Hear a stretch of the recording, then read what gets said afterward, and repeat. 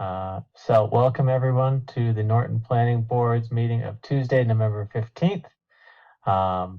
Members of the public and board members are meeting remotely only at this time due to a lack of availability of in-person meeting space. Hopefully with the new town hall comes, we won't have to deal with that anymore. But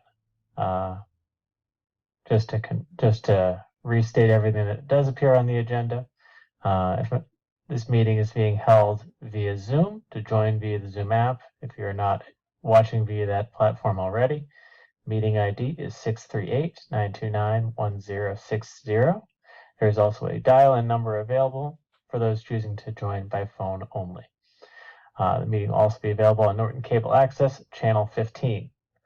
To continue to move hybrid and virtual meetings along efficiently, those interested can please email questions for the board ahead of the meeting to Brian Carmichael, whose email address is listed on the posted agenda for this meeting. And those comments can be entered into the record accordingly. So, good evening, everybody.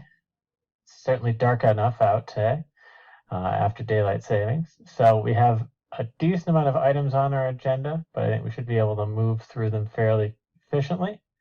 I do want to start off with Planning Board's business and policies. Brian, do you want to give an update on that front? Obviously, it's a welcome update. I'm not sure if people have heard or not, but go ahead, Brian. So, Carroll Advertising has made a settlement, and we are to vote on the settlement that I gave you today in the most recent email, which was probably about 4:30 today, because originally I thought it was just us confirming that, but now it's a vote. Yeah. I thought you were going to speak directly to the town planner position. Oh, that particular. So we have a new town planner coming in starting December 1st. Her name is Maria, and she'll be starting in December. Hooray! So that's great news. Happy we're able to get this moving, and I'm sure we're all looking forward to meeting Maria in a few weeks. So with that out of the way, we do not have any bills and warrants at this time, and we do not have any minutes to approve at this time either. So we'll be able to move into the meat of our agenda. First item listed is a modification to a site plan and special permit decision related to the Cumberland Farms at 60 West Main Street. The applicant is seeking determination to modify the conditions of the special permit itself. I believe we did get a summary of those in advance of the meeting or inboxes, but Mr. Reedy, I see you here in the meeting. It has been too long, so I will let you go ahead and introduce yourself and just give a quick summary of what we're looking to do. Sure. Thank you very much, Mr. Chair, members of the board. I'm Tom Reedy. I'm an attorney with Bacon Wilson out of Amherst, here on behalf of Cumberland Farms and its request for a modification of a couple of the conditions of a site plan approval from 2021. And so I see a lot of new faces. I know that the chair was with us the entire time. This was one which there was approval in part, denial in part, appeal, ultimate remand, and then approval on remand. And so a couple of the conditions in that approval on remand included the provision of a crossing guard and also police detail. And those were going to occur, the police detail within the first 2 weeks and the crossing guard within the first 3 months of store opening. And this isn't something where we're coming and asking the board kind of on our own initiative. It's actually something that was brought up to us being Cumberland Farms, by the police department and Cumberland Farms regional manager, because the police have said, essentially, we don't need the crossing guard and the police detail, and they have a few different reasons, whether it's staffing, I think, going to and then us asking the right people. I know the police don't do crossing guards, school committee does crossing guards, but I think there's something between the police and the school committee that the police didn't think we needed the crossing guard. So we have those two provisions, those two conditions, which require us to act. And I think you have in your packet an email from the chief of police, who kind of supports the request, and it was really at that conversation that we are requesting a modification. I think what we would propose is that for the first 3 months, let us work with the police department, and if they see that there is an issue there, then we can follow whatever their recommendation would be. And so if they say we need police detail from X to Y, 7 to 9 a.m., Wednesday, Thursday, Friday, then we'll do that. If they think it's working fine the way it is, then we're just going to keep it going. I mean, I don't know if anybody's been there. It's a really nice looking site. I mean, the planning board did a really nice job. It is a very unique, for Cumberland Farms, store design. I think with the pergola, I think the way the building's oriented, I think just the building itself, and then you'll see we received a variance from the Zoning Board of Appeals a couple of weeks ago, I think it was, Brian, for the RIA's sign. And so the inside of this Cumberland Farms is going to be very different than other Cumberland Farms. And so I think they're excited about it. I know hopefully the town's excited about it. And I think it's just cleaning up these conditions so we can be in compliance with our permit. Thank you, Mr. Reedy. Of course. Do any members of the town any members of the board have any questions for Mr. Reedy in response to documentation that we have from the chief of police, or the other documentation related to this request? Al, I know you had one additional question. I'm not sure if Brian was able to pass that on to Mr. Reedy or not, but I did, but I didn't get an answer from Tom.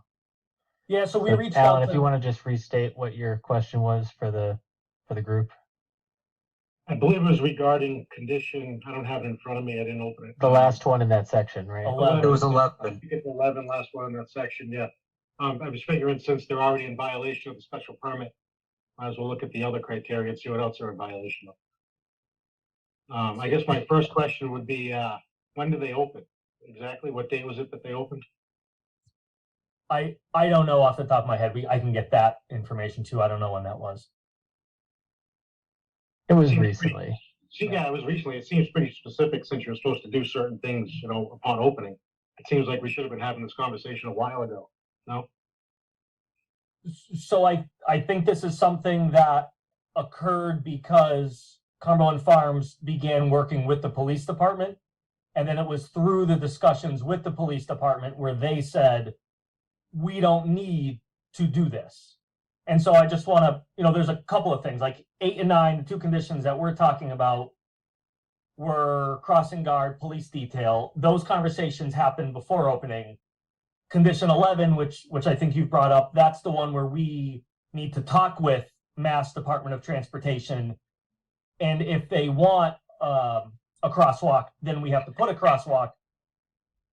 I for the record, may disagree with the characterization that we're in violation of that because we have had the conversations with Mass DOT. We have to go through for curb cut. We have to go through them for the MEPA certificate. We talked to them about the crosswalk and they haven't said you have to put a crosswalk in there. And we even reached out again recently just to make sure that we weren't missing something. So I can appreciate, I think when I said in violation, I mean technically by the spirit of it, you didn't do what the condition said in the special permit. So technically, I think you're in violation of it. No? Am I looking at that wrong? I don't know. I could be. I mean, I'll disagree, but I don't know that we have to even go down that path. Disagree, but you were supposed to, something that was stated in the decision wasn't done because an attorney, somebody, For which one? Which one wasn't done? upon opening, Yeah. having what was stated, crossing guard, detail, whatever, whether the police department said you wanted it or not, the planning board was concerned enough to put it in their decision. So I'm thinking there could have been other things. I wasn't on the planning board at the time, I was on the zoning board. I'm thinking that maybe there was other concerns that board warranted those conditions. Yeah, no, I think that we're, in terms of timing and coordination, I understand that our meetings are not on available every day to respond to issues like this. Perhaps it should have been could have come forward a few weeks earlier, and maybe that would have done something here. I'm not gonna. Speaking personally, I don't feel the need to rake Mr. Reedy over the coals in that respect. In terms of, Wasn't raking over the coals, it was just simply asking a question that was pretty yeah, obvious. I think No, I it's agree. absolutely raking over the coals. It's No. just wanted an answer. so yeah, no, I believe the question in terms of, since I know I was on the board through this whole process, was in terms of the impact of traffic, specifically as it relates to essentially the Yale school, and a bunch of fourth and fifth graders walking along after dismissal, potentially getting candy and then trying to cross a busy street in the middle of the afternoon. So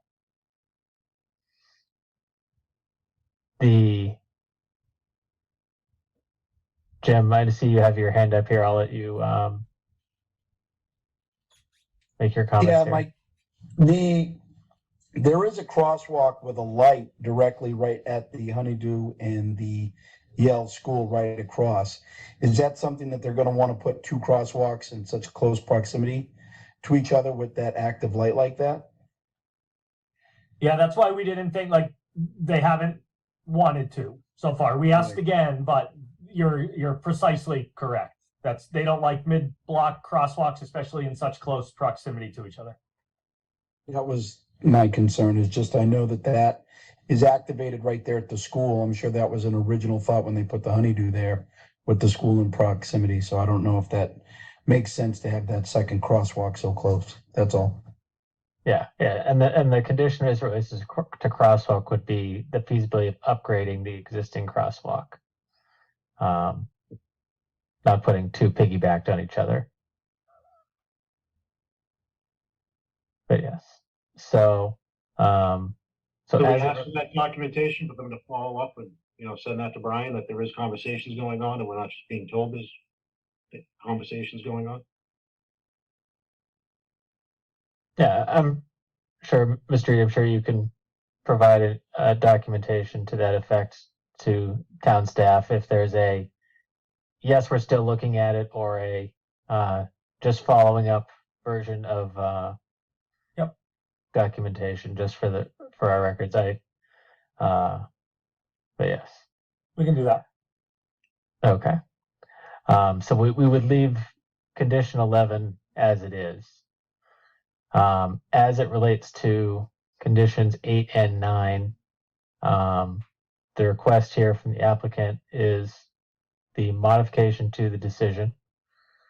So we would need to make a determination that it's a minor modification or a major modification, and then act appropriately after that.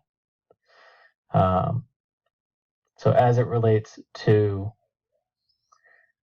making that determination about whether we feel it's a minor or a major modification, and then acting on it either in the affirmative or the negative. Are there any other questions that we have for the applicant at this time?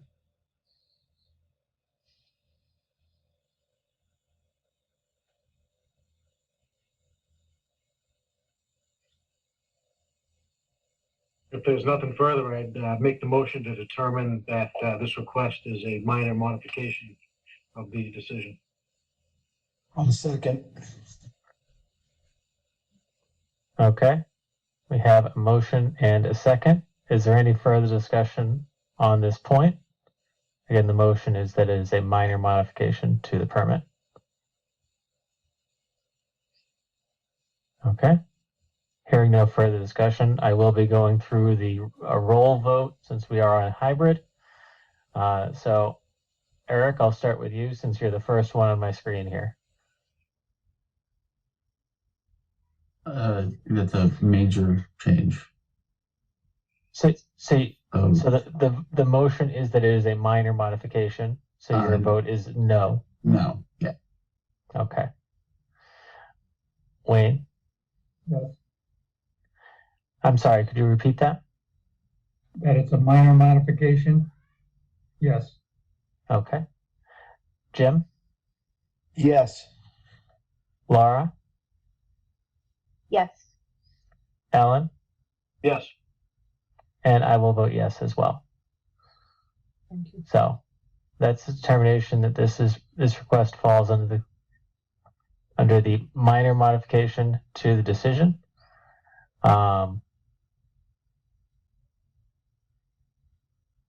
So in terms of the action on the request, my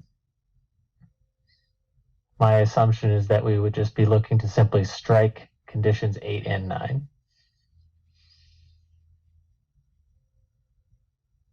That's fine with us, and if you want to add, sorry to have cut somebody off, if you want to add, and applicant shall work with the police department for the first 3 months, we're happy to keep that open line of communication with them.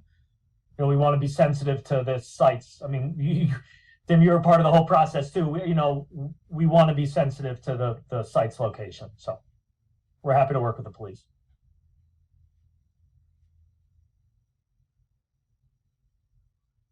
I'll make the motion to strike conditions 8 and 9 and have the applicant work with the PD for the rest of the school year to monitor this. So the next Second. school year would be 7 months? Correct? Alan, you're muted, I'm sorry. Okay.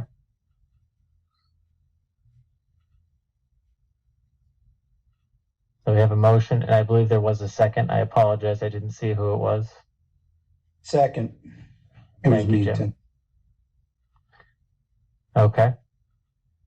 Is there any further discussion on the motion to strike conditions 8 and 9 in the section of post occupancy and add verbiage stating that the applicant will coordinate with the police department as appropriate, as Alan stated?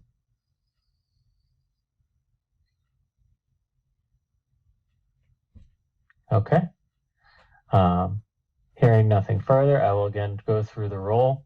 It should follow the same order as last time unless people get bumped around in the Zoom meeting, so you can know who I'm coming to before you. Eric, I'll start with you. aye, Wayne, Yes. Jim, Yes. Laura, Yes. Alan, Yes. and I will vote yes. Thank you very much. I'll follow up with Brian on that additional information, and then I'll let Cumberland Farms know to continue to work with the police department. Thank you very much, Mr. Reedy. Perfect. Good seeing you again. Take care, everybody. Okay. Okay, the next item on our agenda is a review of findings and conditions and the execution of the decision. So this is in relation to preliminary subdivision plan 16631 for 0 Pine Street and 0 Mansfield Avenue. Brian, do you want to pull up the documentation here just to allow the board to see it digitally?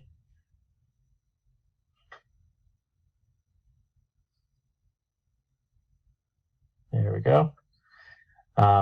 So this was created by Brian based on documentation that's in our subdivision control law, which makes it really easy because it's fill in the blanks. So the primary thing that we would be reviewing in this document is the last section where it says showing lots in a district with the sorry.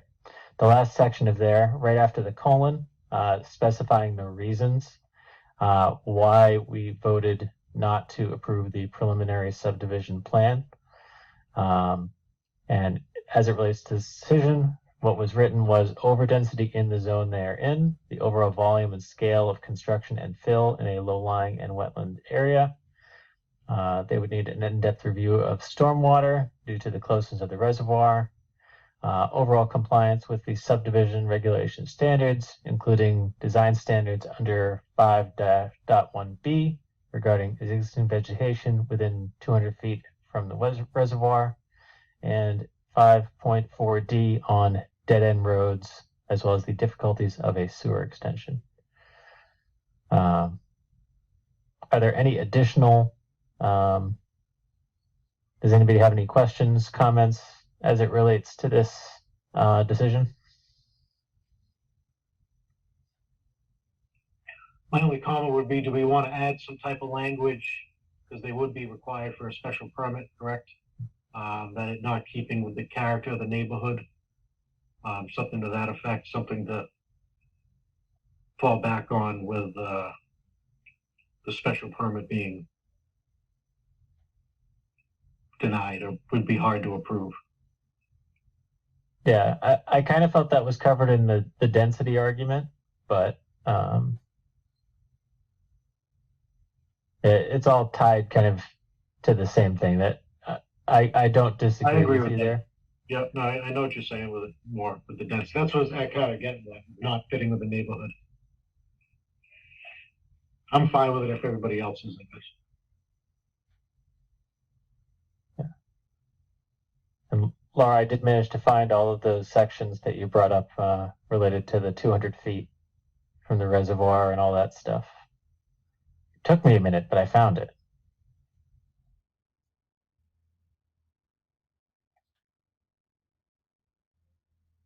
My only comment, excuse me, Mr. Chair, if I may. Yeah.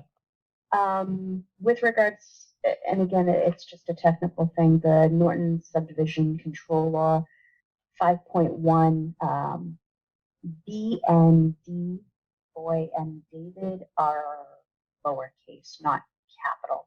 I was just looking to make sure there are no capital case letters under either of those, but for clarity's sake, maybe just switching them to lowercase so they're clear. The other interesting thing is there's actually two different 5.1 letter B as in boy and D as in David. Well, Laura, then I look forward to your citizens' petition at the next town meeting.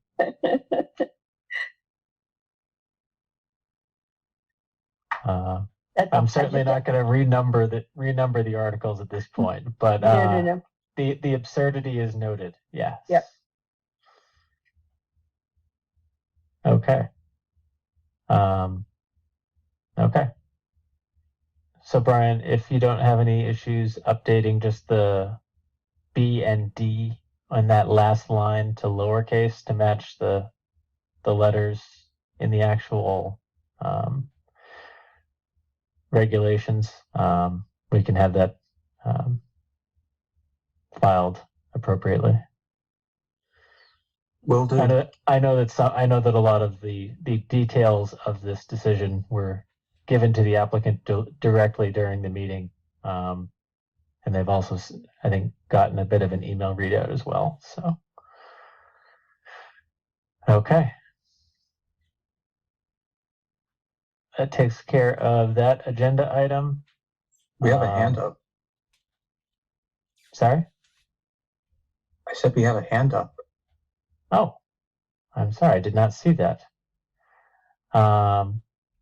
Yes, if you could just state your name and address for the record.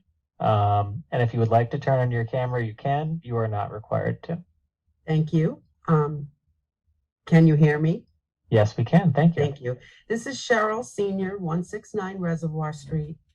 And I just want to commend the board and thank the board for taking the neighbors and the neighborhood's character and the neighbors' concerns into consideration. The Norton Reservoir is a resource that no other community in the Commonwealth, 356 cities and towns, no one has that as a resource.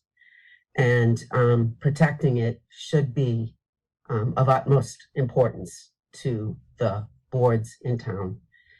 And while I don't think it's the board's not here to keep people from developing land that they own. They're here to make sure that it's done reasonably and responsibly and respectfully. And I do appreciate seeing that happening here. Thank you. Thank you for your comments. Just from a,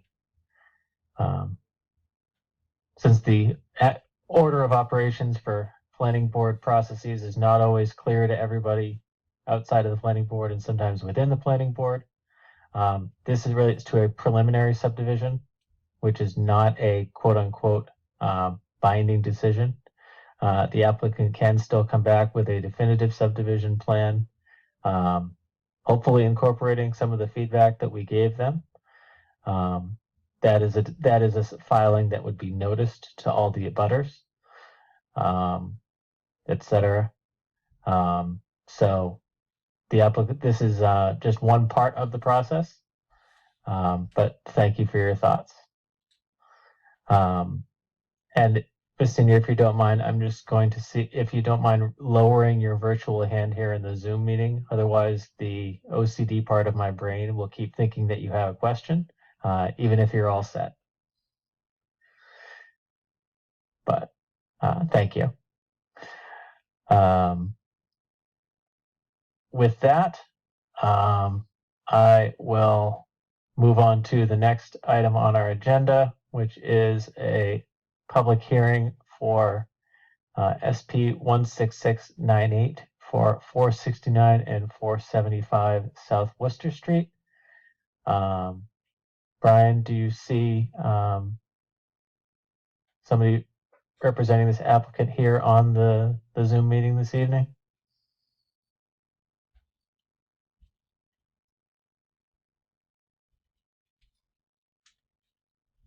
I'm not sure if anybody's on mute and is just waiting to find the button for a second, or. It's Mark with Oak Hill Engineering. Okay. We do hear a little bit, but we are hearing a bit of an echo here. You want to try again?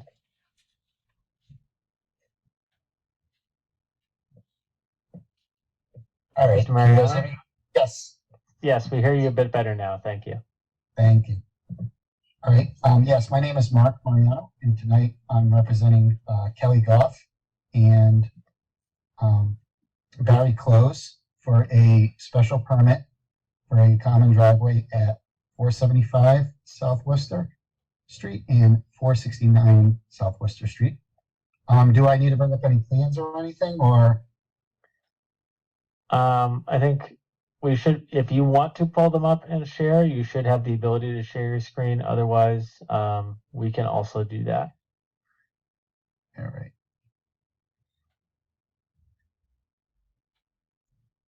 So, this property on South Worcester, let me get a overview.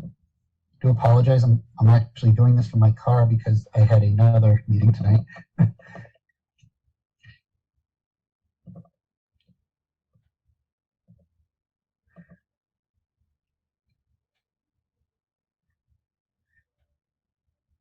So there's a lot that was created, 469 South Worcester, found here, with frontage starting here and extending down.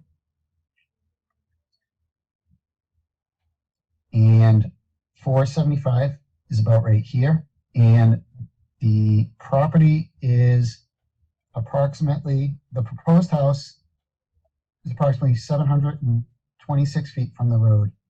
475 is an existing house that is found there today. Their driveway we are reutilizing as for that common driveway.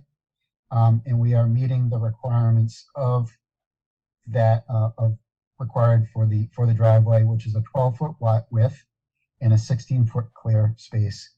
As you can kind of see on the plans, we have a lot of wetlands. So they did this wetland crossing back in the early 90s for this property. We'd like to not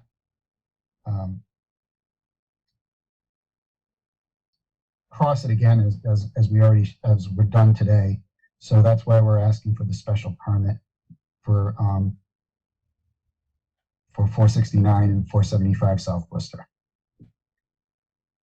So this would utilize the existing wetlands crossing that already exists Exactly. Yes. in an Yes. effort to minimize impact. Yes. Okay. Do any members of the board have any questions for the applicant at this time?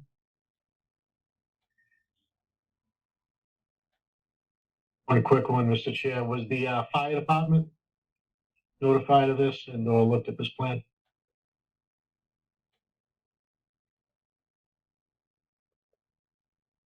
I assume Alan, your question is related primarily to just a turning radius and access from the fire department equipment perspective?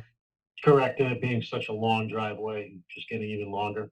I guess that would be my concern. So to speak to that, once we leave the common driveway section, we actually have a fire truck turnaround area right here when it approaches this house. At the existing house, there is not necessarily shown on here, but there is adequate access to be able to get up to that. And actually, what we are doing is we are adding a 2-foot wide strip along the edge of the existing driveway to increase mobility access. So it is improving the current situation that's found there today.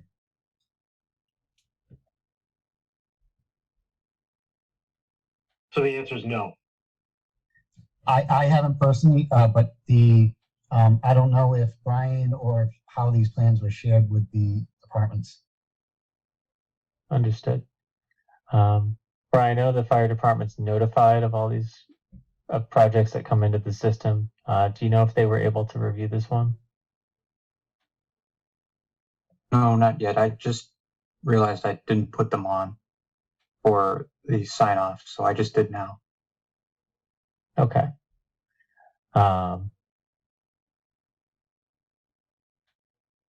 Okay. So the fire department has not looked at this, but they can.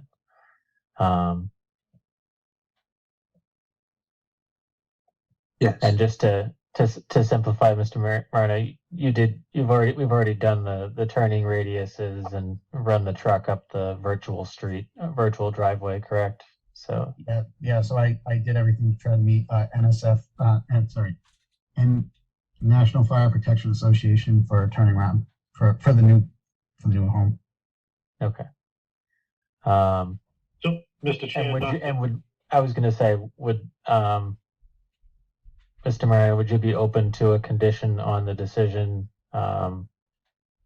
contingent on approval of turning radius by the fire department? Yeah, that would be fine because we want it all safe. So Okay. Did I short circuit you there, Alan? Or did you have an additional thought? you read my mind, sir. It's a scary thing to do sometimes, especially when it's my mind involved with anything. Okay. Do we have any additional questions about the special permit request for the common driveway? Mr. Chair, Yes. in looking at the bylaws, the definition of common driveway, point A, it has to meet certain criteria. A being the common driveway measured from the street line to the point where any principal building is proposed shall not exceed a distance of 750 feet. unless the planning board makes a determination that said driveway will provide safe and reasonable access for fire, police, and emergency vehicles. Did I hear correctly that this is intended to be, are we only measuring the portion that is common?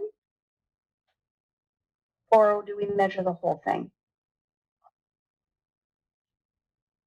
Can you restate that again? Restate the verbiage there's a- again? I had it in front of Oh, me and I've closed sorry. it, so. Yeah.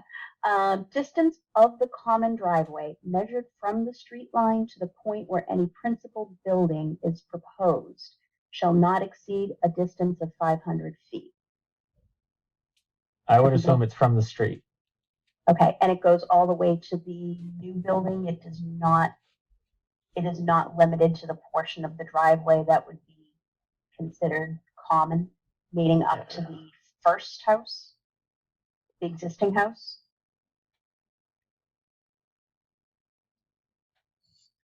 I would say that if we're going to look at what are we going to call the length of it, I would assume we would consider the entire length the common driveway, because if you don't have the front half, you don't have the back half.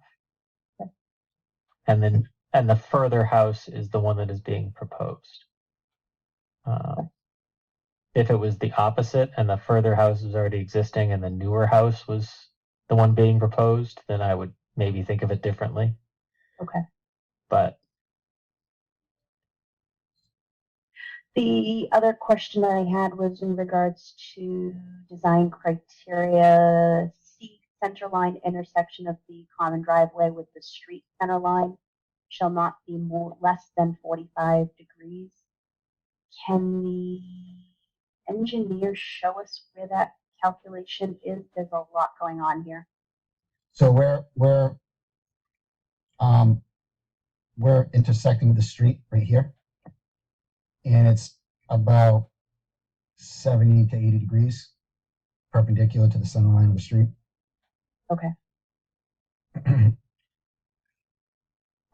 The only other comment that I had is on page 1. There are, I don't know if it's, I guess if we're signing a special permit on the set of plans, I'm not certain the minimum zoning requirements stated on the plans are correct for the town of Norton.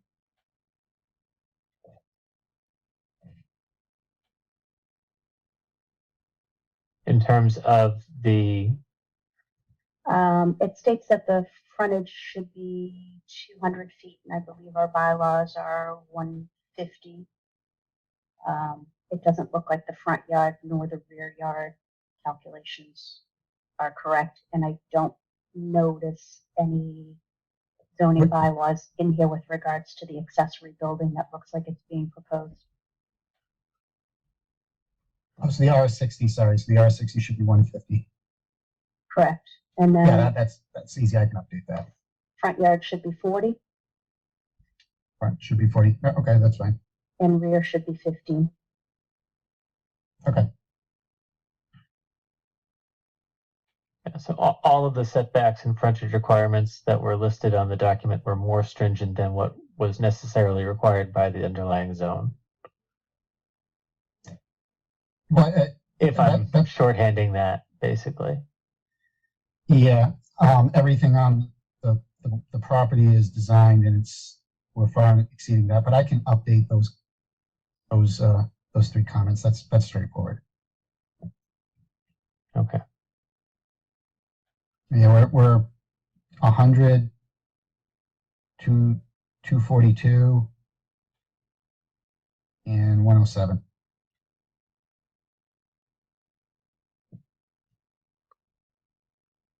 Okay.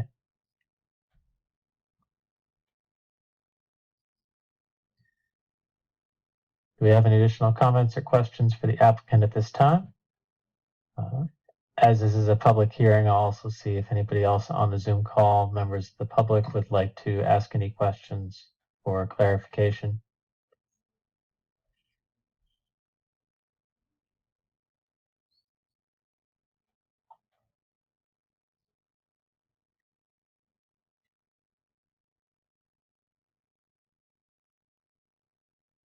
So, Mr. Chairman, if we're gonna wait a minute to see anybody else chimes up on a motion, if I have my notes right, there'd probably be three things to make in the motion. Condition on fire department approval. They would need a waiver on driveway length and updated plan. Does that sound about right? Yeah, my assumption would be that the plan would be updated. We would be assuming that a updated plan would be filed. Yes. And the contingent on fire access is a condition. And what was the waiver you were stating was in terms of, Driveway length, common driveway length.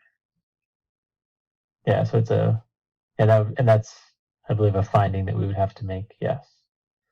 So you want that Not to mention the closing of the public hearing. Yeah, no, I'm just trying to get my notes and ideas straight. Yes. You would want the waiver, that waiver in the motion or not?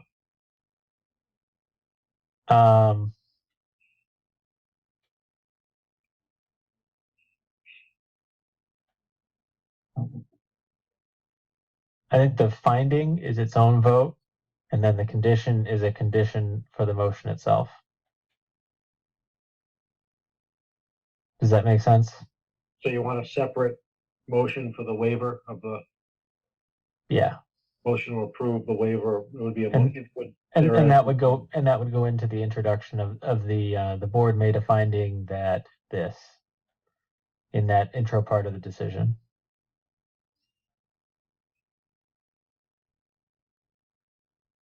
Yes. I believe we've sidebarred long enough that if somebody wanted to speak up, that they would have. Do any members of the board have any additional questions for the applicant before we move to close the public hearing?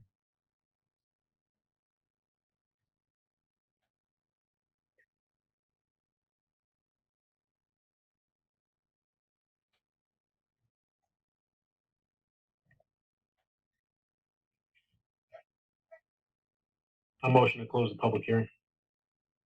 Seconded. Thank you, Alan, for the motion. I believe Eric for the second. I think somebody else was trying to get in there too, but I heard Eric. I apologize. Okay, have a motion and a second to close the public hearing. Is there any further discussion on that motion? Okay, hearing none. Eric, Aye. Wayne, Yes. Jim, Yes. Laura, Yes. Alan, Yes. and I will vote yes. The public hearing is now closed.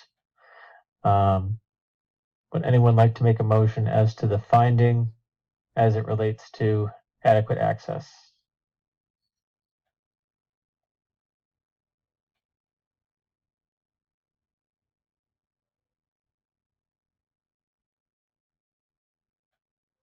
Mr. Chair, Yes. do we need to hear back from the fire department before we can make that finding? The bylaw states that the board finds. Yes, but it says will provide safe and reasonable access for fire, police, and emergency without having their opinion. I'm reticent to make that determination. Okay. Yeah. We were going to add a condition that fire department approval be received prior to construction. I'm fine making it contingent upon approval from fire, if that works. Okay. Motion to approve, or is it a waiver? Motion to approve a length in excess of the allowed distance in the bylaws, subject to approval by the fire department. Seconded. Okay. Thank you, Laura, for the motion, and Eric for the second. Is there any further discussion in relation to that motion?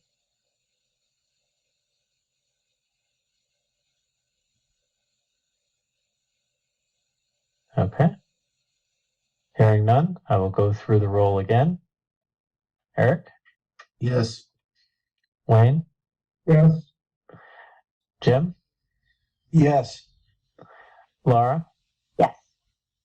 and Alan, Yes. and I will vote yes as well. Okay.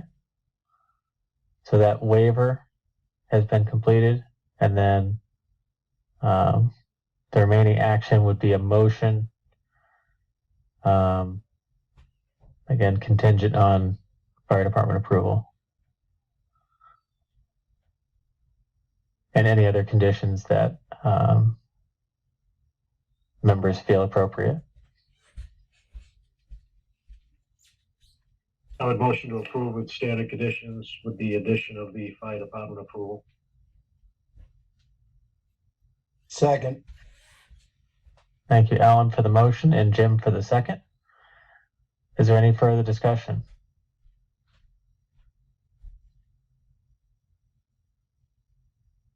Okay. Hearing none. Eric, I will start with you.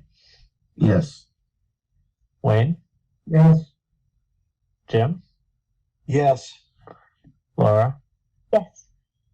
Alan, Yes. and I will vote yes. Mr. Moran, if you can get updated plans to Brian, we'll move forward and issue the decision for you. Thank you very much. Okay, Have a good night. Thank you, board. thank you. Okay. The next item here is special permit 16349, 422 Reservoir Street. This is an application for a driveway in the Water Resource Protection District. Brian, do you know who would be representing the applicant here?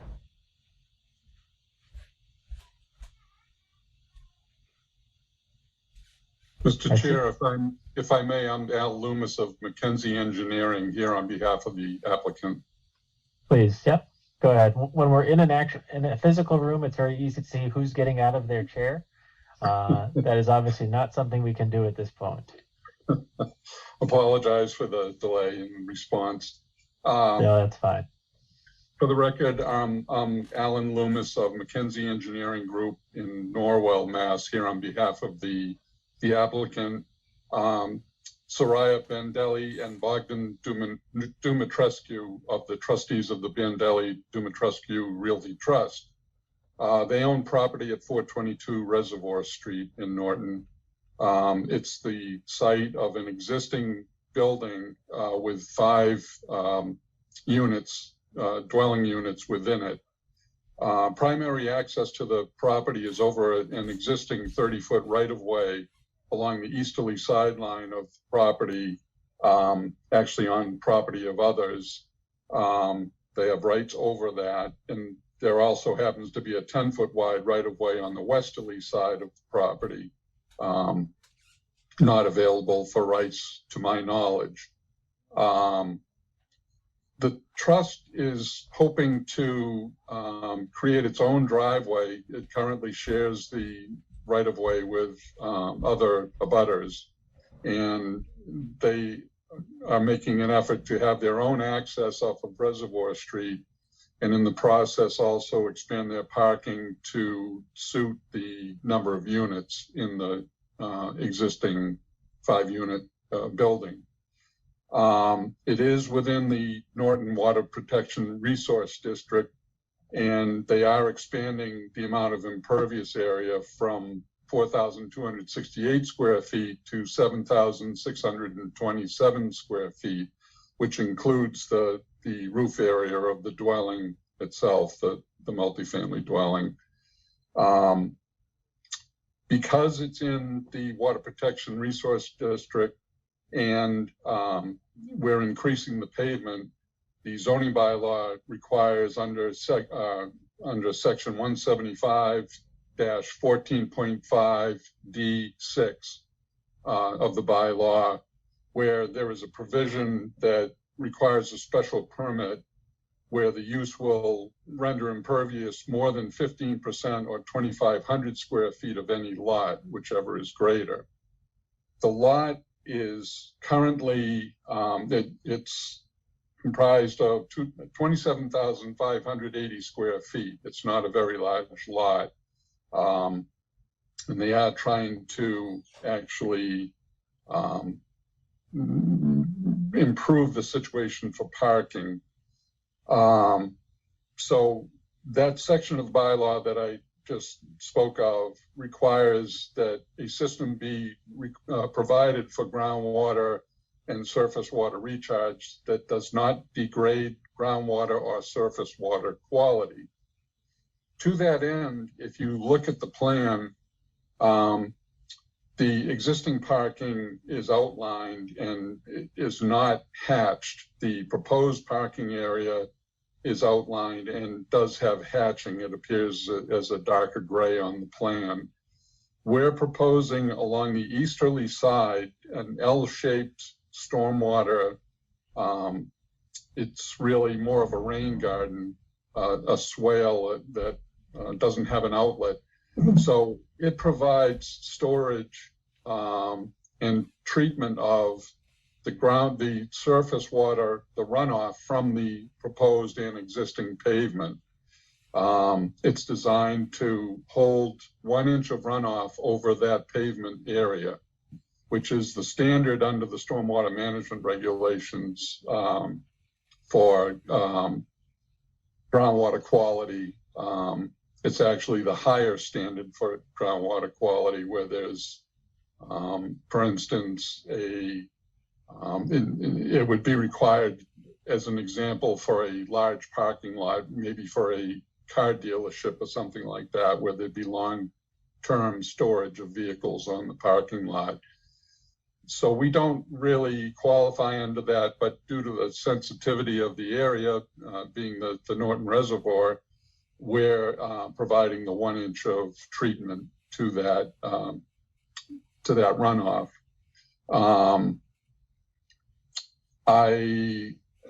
We have details on the plan of the rain garden swale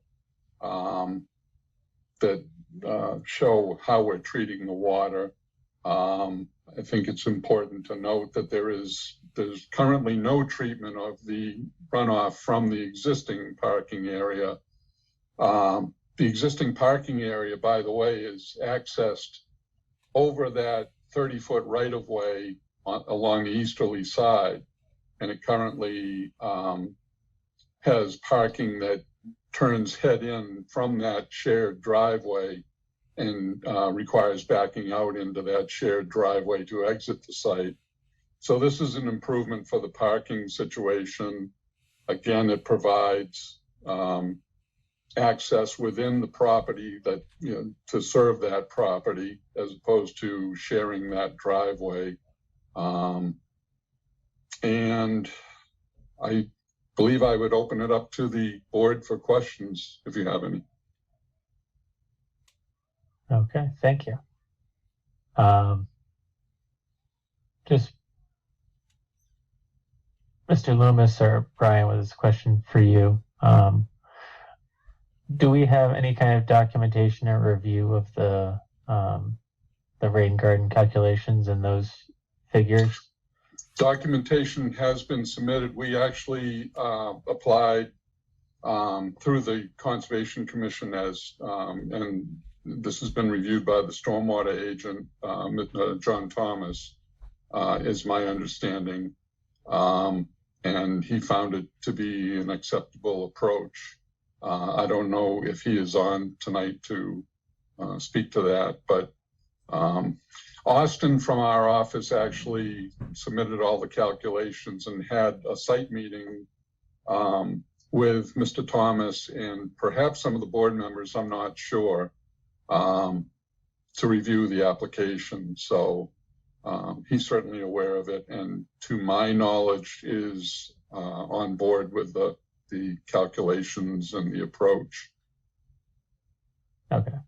Thanks. It's because both boards deal with similar plans. Sometimes making sure that the stormwater calculations are being reviewed is just something to confirm. Certainly. Since I am not a stormwater engineer and don't plan to be, so. But yeah, no, looking at the satellite view of the property, so essentially the plan is to hopefully make that curb cut, basically try and split the difference within all the trees that exist on the site. Yeah, it's more heavily treed to the westerly portion of the site. So yes, we would salvage as many trees as we could while providing parking and a 20-foot wide aisle between to provide maneuverability for the vehicles.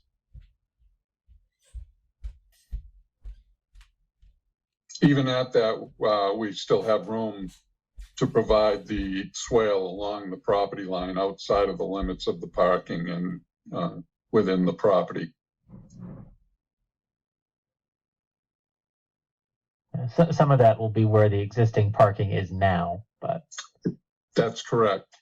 Yeah. So there'll be no, and that's an important point. Thank you for bringing it up, because that will eliminate access to the right of way. That the inclusion of that, or the installation of that swale, will eliminate any use of that right of way from this property. so all traffic from the site would go directly onto Reservoir, That's correct.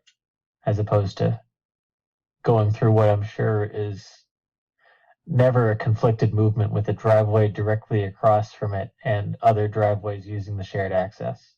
Yes, it I'm looks sure like you can pick up my sarcasm. I can, and I imagine it gets a little dicey there at times. So that would certainly improve the situation. Okay. Any members of the board have any additional questions for Mr. Loomis at this time? Actually, I do have a question. So do we need the stormwater? Because we have the existing conditions, we have the proposed conditions, but we don't have the stormwater information. Do we need that? If it's being reviewed with conservation, I'm not hung up on it, unless other members of the board feel differently, that we want to review it.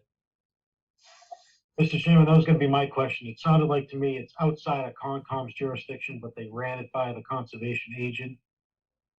Is that correct, Mr. Lewis? Is that?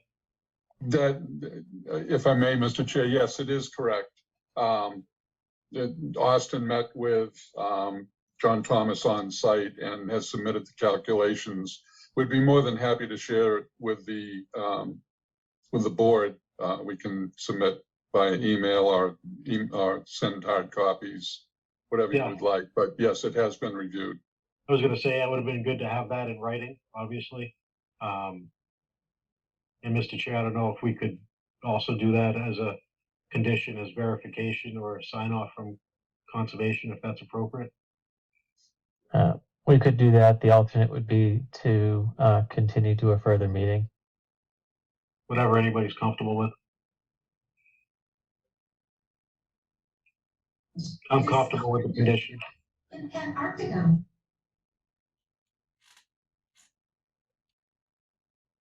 I'd be fine with the condition as well. Okay. Does anyone have any additional questions for the applicant at this time?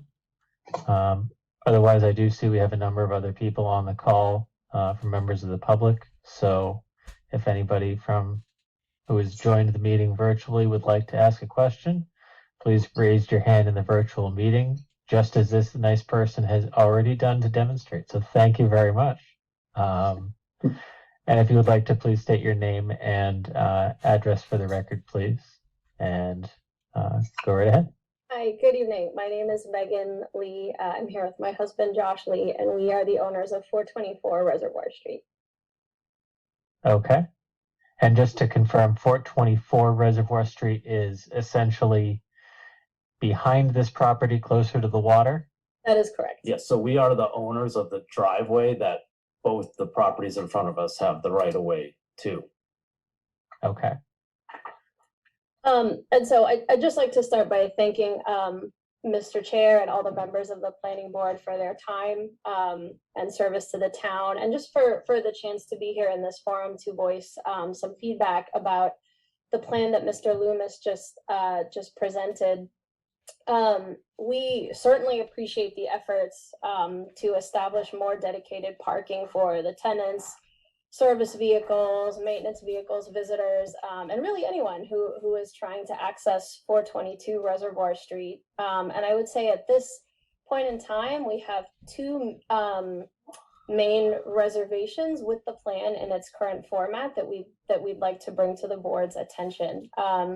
And the first area of concern relates to the plan, the drainage, which Mr. Loomis, I believe, referred to as a rain garden swale, which, as you can see in the diagram, and if it would be helpful for me to pull it up, I'm happy to do so, is currently right on the property line between 422 and 424 Reservoir Street. And currently what we experience on our property is that anytime there's heavy rainfall, for example, like what we had this weekend, I believe it was Friday evening into Saturday morning, all of that water comes running down that sloped driveway into our garage, onto our property. And so our concern is that the presence of more pavement is going to exacerbate what is already a problem. And so we are therefore requesting that two things related to this concern. One request is that the drainage be on both sides of the property. It's currently all along 422 and 424 property line. And so we're asking for that to be alleviated, that amount of water that can flow down onto our property, by moving some of that to the westerly side of the property. Yeah, as we see, there's plenty of room on that side, as you guys can see. And also, that swale doesn't completely, on the easterly side, doesn't completely cover the entire parking lot. So to Mr. Loomis's point, it won't actually completely block the right of way. There's 2 parking spaces on the north side of that parking lot, right here, where the swale actually doesn't, so they can actually access this right of way, and we'll get to that later, but they have. I potentially, yes, I believe that area is currently grassed, so it wouldn't necessarily be paved in that little strip. Correct, so there would still be access there on the right of way. Over the lawn. Yes. In theory, yes. So to sort of summarize then what we're requesting in regards to the rain garden and the concern of drainage and rainwater is to have drainage on the other side of the property. Like it on this side? We're not sharing our screen, so they can't see where we're moving our arrow. Okay. It's Mr. Michael, I believe, is sharing. I think we can understand where you're looking. Yeah, so we like it on the westerly side and extend the easterly side to completely cover that parking lot, so that, to your point, it's not just flowing into the grass. And as was, sort of alluded to earlier, it's no secret. I think the building inspector is well aware that right of way owned by my husband and I and used. They have the right of way. It's our driveway. But... Correct. Yes, the driveway from which the right of way extends. Yes, thank you. Is owned by my husband and I, used by 420 Reservoir Street, 422 Reservoir Street, and us, obviously. And so, as was alluded to earlier, what is happening, unfortunately, sometimes is just a heavy volume of vehicles, 2 single-family homes, and then an apartment building, all trying to access a single exit point onto Reservoir Street. And that issue has, I think, become exacerbated over time.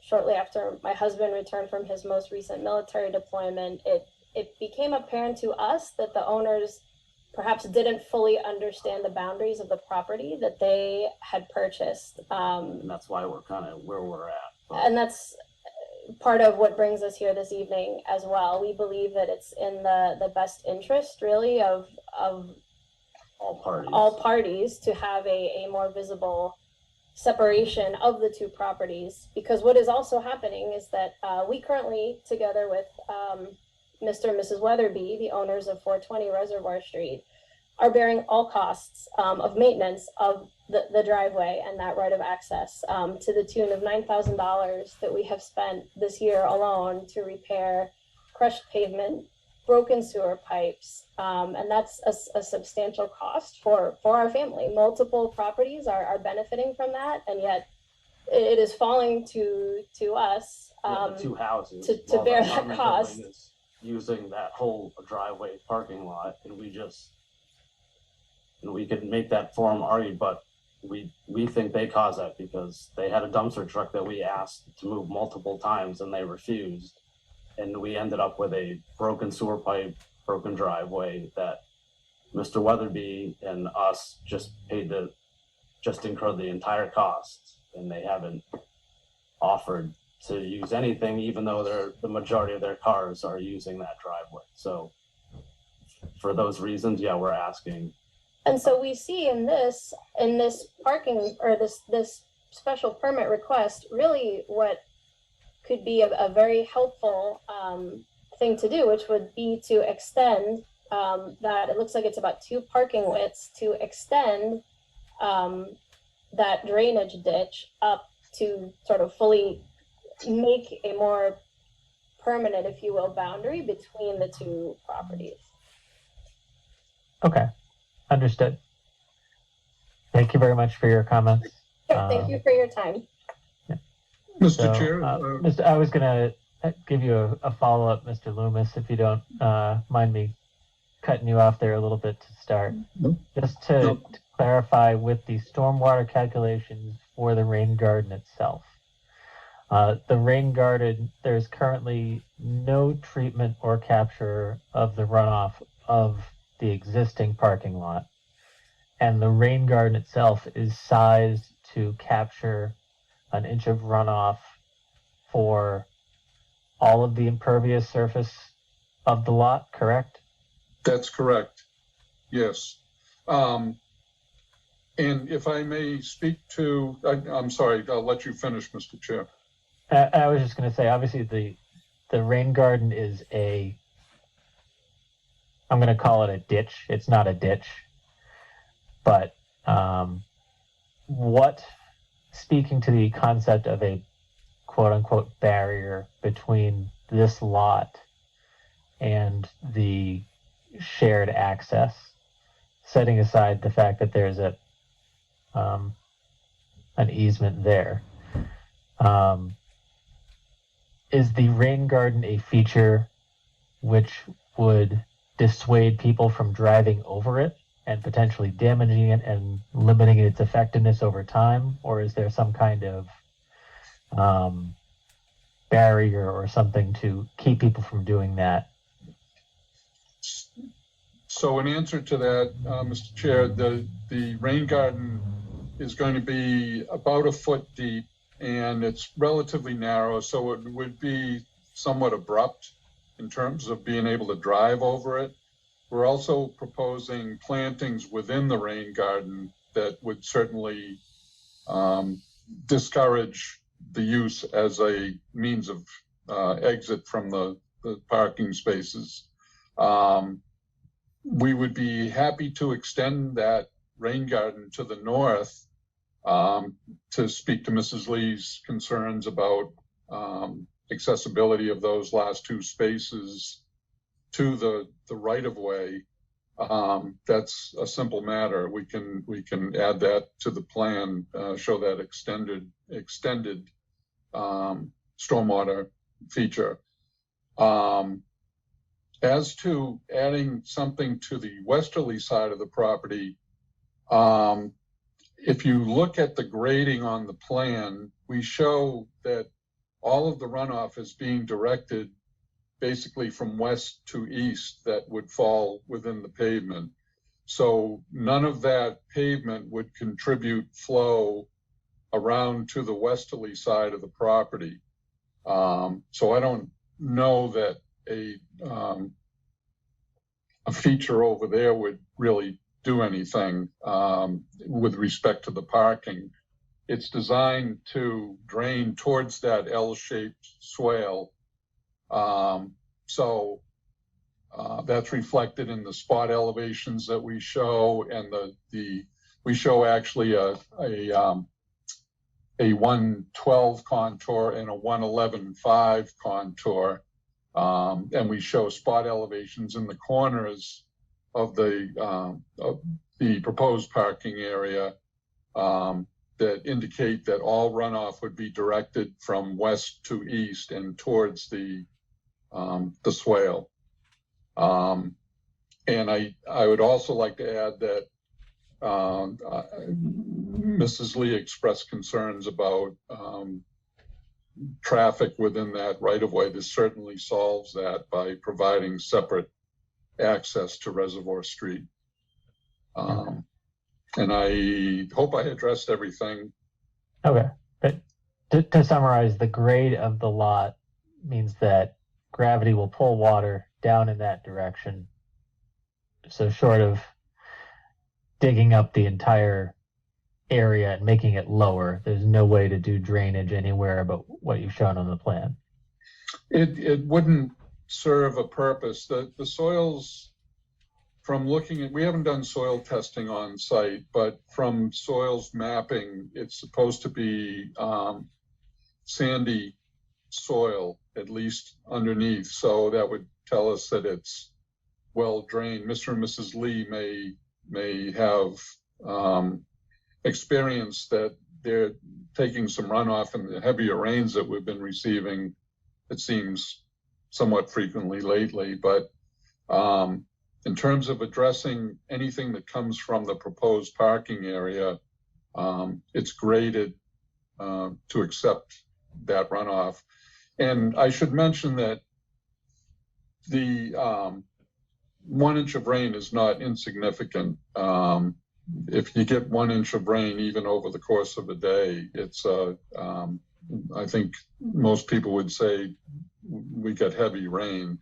So we're controlling most of the storm events in terms of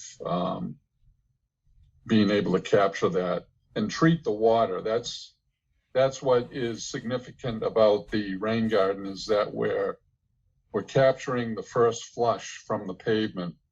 Now, the first flush is, if you've gone a long time without any rainfall, debris builds up on the pavement, whether it's sand or silt or stuff that falls off the tires as you drive into the site. So any proprietary stormwater device, any sediment forebay, anything like that is designed to treat the first flush. And that's important because you capture all of that debris and sediment, and even, if there's an oil spot on the pavement, it'll capture that and allow it to be treated. Vegetation provides uptake for those types of things, and it's going to require some maintenance, and that's written into this, that you can't just let that fill up with sand over a period of 20 years. It does need to be maintained. So that being the case, it will be, and it will continue to act as it should. Okay. I do see one other member of the public who's looking to comment with their Zoom hand raised. So if you'd like to speak, I'll ask you to state your name and address for the record, and if you'd like to come on camera, you can. Otherwise, your choice. Yes, this is Mark Weatherby, And 420 Reservoir Street. thank you. I looked at the plans. I 100% agree with the Lees. Yes, we have had to foot the bill for all this traffic, all these extra vehicles. And I personally, over the years, have seen plenty of water come off of the apartment building driveway and property, hit the pavement, and just run right down into the Lees property. I think having the drain storage there is correct. I think having it go all the way towards the road, go more northerly, at least where the parking lot is would be a great benefit. And Mr. Loomis answered my own question, which was, would this have to be cleaned? Because obviously it's going to get debris over the years, and we just don't want it to be full of mosquitoes and et cetera, et cetera. Understood. Thank you for your comments. Thank you very much. Okay. Mr. Chair, Yes. in looking at the plans, could Mr. Loomis advise whether there are any, I see there's a 20-foot parking setback from the main building. Is there also a setback to the swale? And the reason I'm asking, is there any way to extend the southern portion of the rain garden, the bottom portion of the L, more westerly, so that it aligns with that, the western edge of the bottom parking lot? If I may, Mr. Chair? Yes. So you're, We can- Laura, you're essentially talking about the area where that 111.5 is? Yes. Extending that portion further west to capture the entire pavement area or paved area.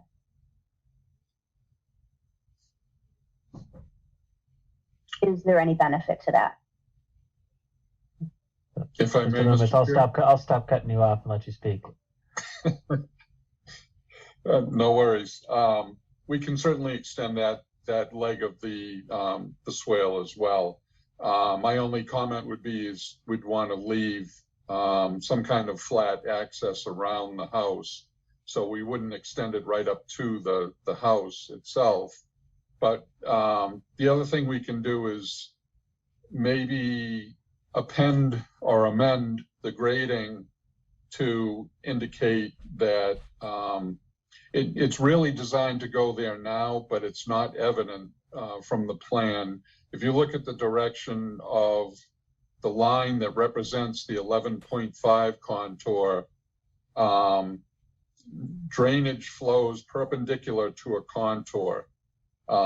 So if you draw a perpendicular line to that contour from the very end of the swale as it is now, you'll see that we capture almost all of it. There's probably a small triangle, maybe with a 10-foot leg on each side of it, that would have perhaps an opportunity to bypass that swale. It wouldn't represent a lot of runoff, but we'd be happy to extend that leg of it also to the extent that we can, and maybe try to clarify. We might be able to put a small subtle berm in there that indicates that we're directing flow from that edge of the pavement so that it positively goes into that swale, if that would be helpful. Okay. Laura, does that address your thought process there? Thank you. Yes, it does. Okay. If it's going to provide some additional Benefit. mitigation, exactly.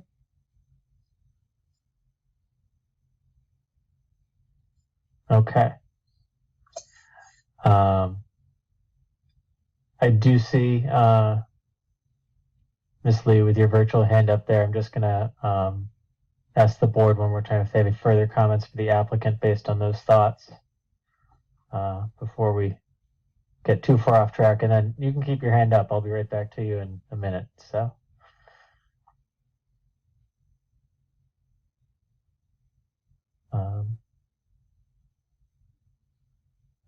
Ms. Lee, is there anything further that you wanted to add? Or I should say, Mr. or Mrs. Lee, since you were both on camera.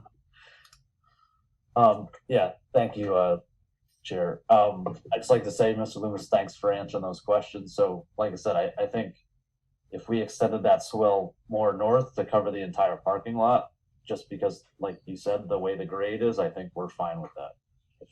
If it comes up like another, is estimating 20 feet or whatever that is. Okay, thank you. Okay, so in terms of sequencing here, we've discussed a couple of potential modifications to the plan here. And we do also have the question in terms of just making sure that the stormwater calculations have been reviewed and understanding the nature of the review done by conservation.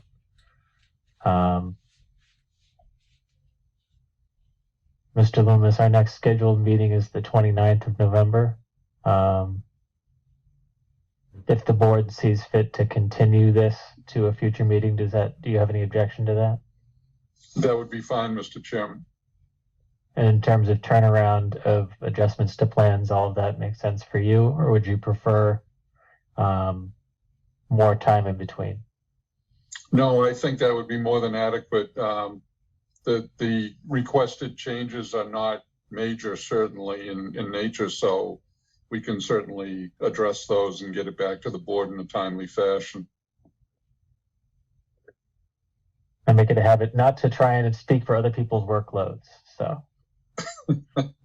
We appreciate that. Okay.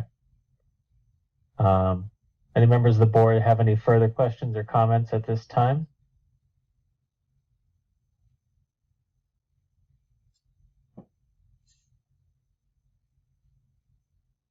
A motion to continue SP 16349 to November 29th. Seconded.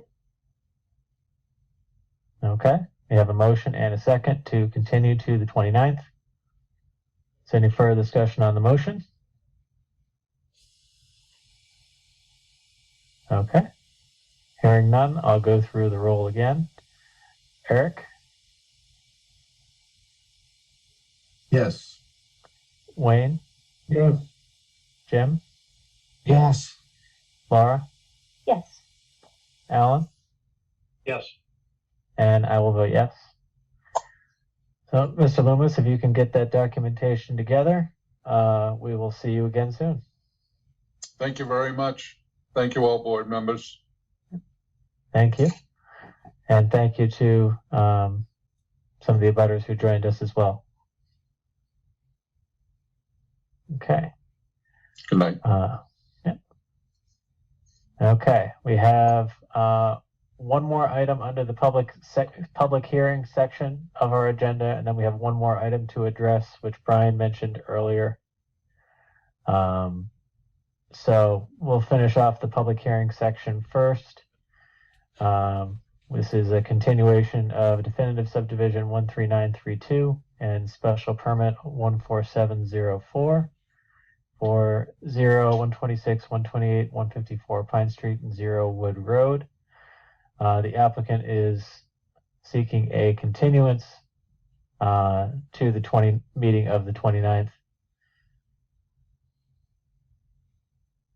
So moved. Second. Okay. Any further discussion on the motion to continue? Okay. Hearing none, I'll go through the roll again. Eric, Yes. Wayne, Yes. Jim, Yes. Laura, Yes. Alan, Yes. and I will vote yes. Okay. With those out of the way, Brian, we can finally get back to what you tried to talk about at the beginning of the meeting, and I cut you off. So this is a settlement agreement as it relates to an agenda item that we've had on the Carroll advertising agenda item we've had on our agenda off and on for the past 6 months, if not longer. Brian, did you want to provide a little bit of context here in terms of what we're looking for the board to do? I'm happy to provide context in relation to what this is all about if people would like. So I provided you guys with an email this afternoon with the settlement, and what we're going to do is just approve, or rather have the board approve on whether or not to agree with the settlement listed. Okay. So for context, Carroll Advertising is the party that completed the first billboard that is in Norton on 495. And as part of that process, entered into a mitigation agreement with the town. When the board approved a second billboard with a different party, there was a dispute as to the terms of the mitigation agreement itself. So this settlement agreement is the end result of all of those lawyers figuring out what makes the most sense. The term which most directly applies to this board is the potential for a third billboard, which would need to meet all of the guidelines around the billboard itself, in terms of setbacks and all those things. And billboards include about 18 layers of state approval, but that's the short version. If anybody would like the longer version, I can try to go into that.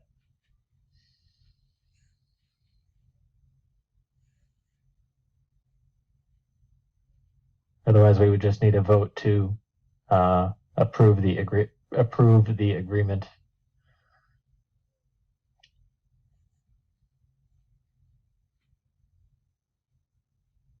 Do you want a motion?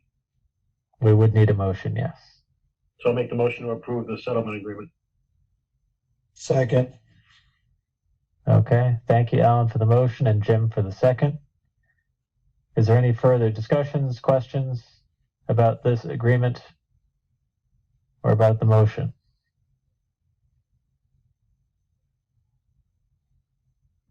Okay.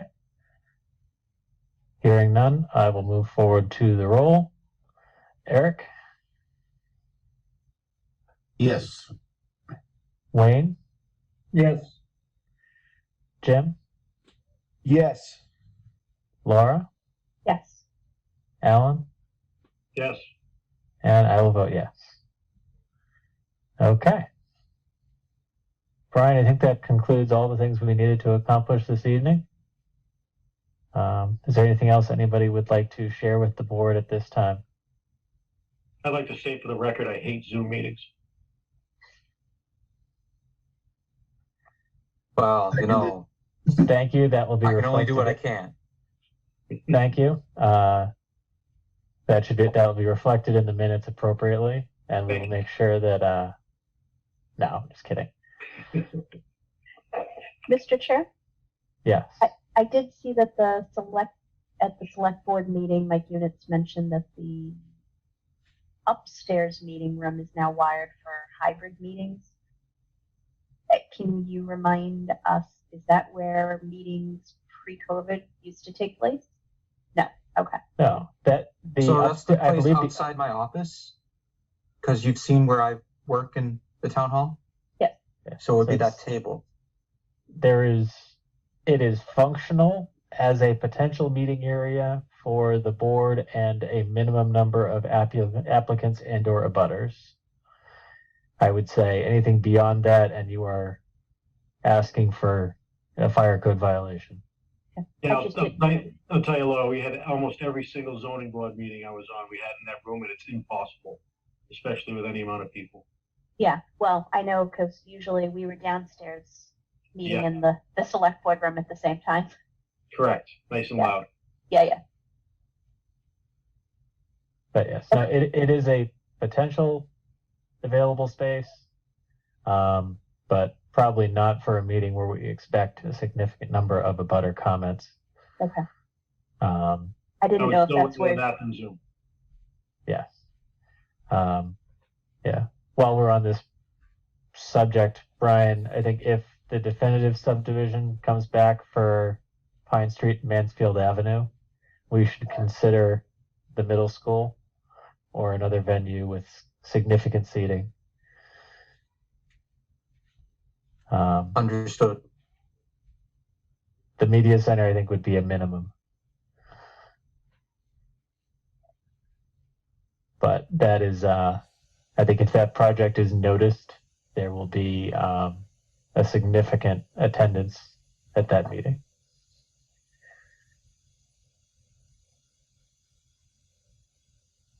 Okay. Do we have anything further for the board? Otherwise, I would look for a motion. Motion to adjourn. Second. Seconded. I think Wayne got there just ahead of you, Laura. That's okay. We have a motion and a second to adjourn. Any further discussion? Hearing none. Eric, Yes. Wayne, Yes. Jim, Yes. Laura, Yes. Alan, Yes. and I will vote yes. Thank you very much, everyone. Have a great evening, and we will see you again in 2 weeks.